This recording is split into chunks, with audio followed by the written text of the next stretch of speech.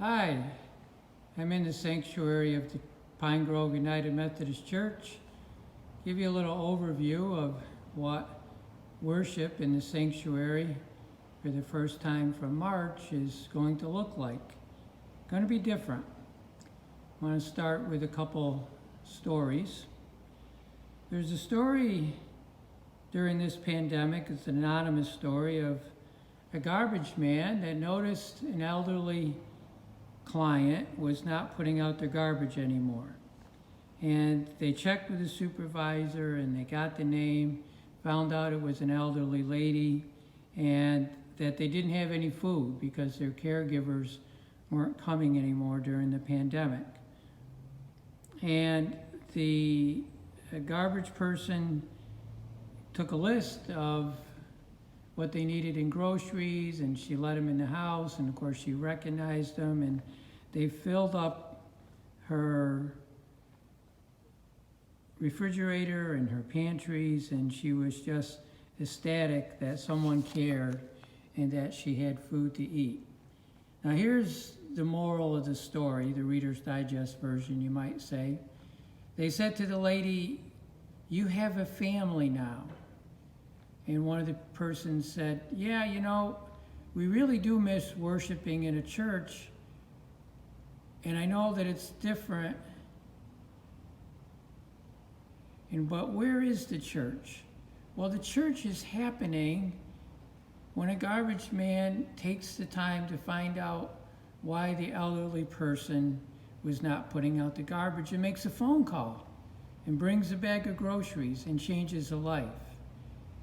That's what Jesus calls us to do, to get down and dirty, to get there with someone that is, you notice, because of garbage, and you're willing to reach out and do things differently. See, church is not defined really by this beautiful sanctuary, but church is defined by us being servants of Christ. So no matter what, no matter how comfortable or uncomfortable you may be with these current restrictions, know that we're in worship. Know that by checking on a neighbor and helping out, that's doing Christ's work. And as our founder of the Methodists said, John Wesley, the best of all is that God is with us. That was actually his dying words. That God is with us in the noticing that an elderly neighbor's garbage isn't being taken out and doing an act of kindness. We're in worship. We don't need a beautiful sanctuary to be in God's presence. And a scripture that we're using as we transition through this period is from 2 Corinthians 12:9 about grace, where Jesus says through the disciples, "My grace is sufficient for you. My power is made perfect in weakness. Therefore, we will boast all the more gladly of our weakness, so that the power of Christ may rest upon us." Friends, we're not going to get this worship experience perfect on Sunday the 18th.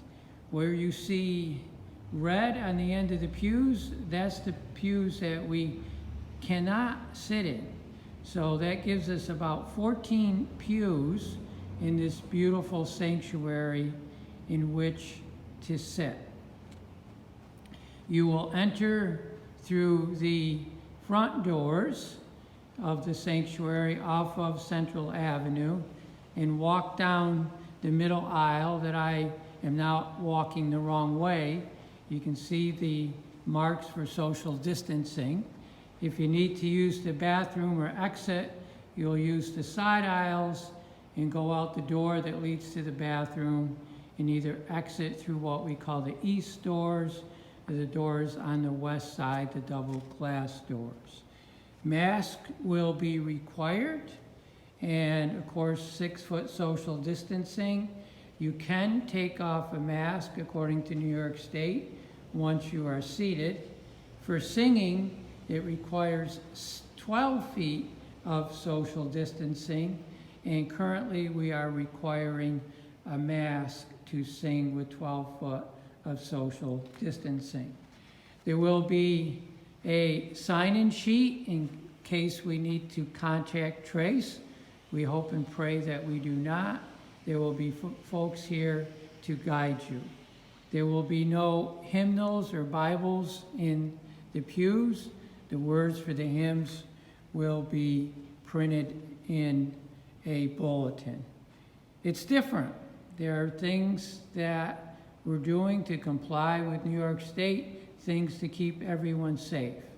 And we are aware that there are some that think the churches should have never closed, that this is an overly protective measure, and there are others that will not come back to worship until there's a vaccine and there's absolutely no risk to exposure. It's challenging to work under those circumstances, but we're doing our best. If you care to continue to just worship with us online, we understand that because we care. And if we hope that the church family and those who are connected to this church, that there'll always be someone to call. There'll always be someone there to pick up your groceries, to get you through a tough period. And in essence, you won't have to worry if it's the garbage man that does that, because the people of Pine Grove United Methodist Church care.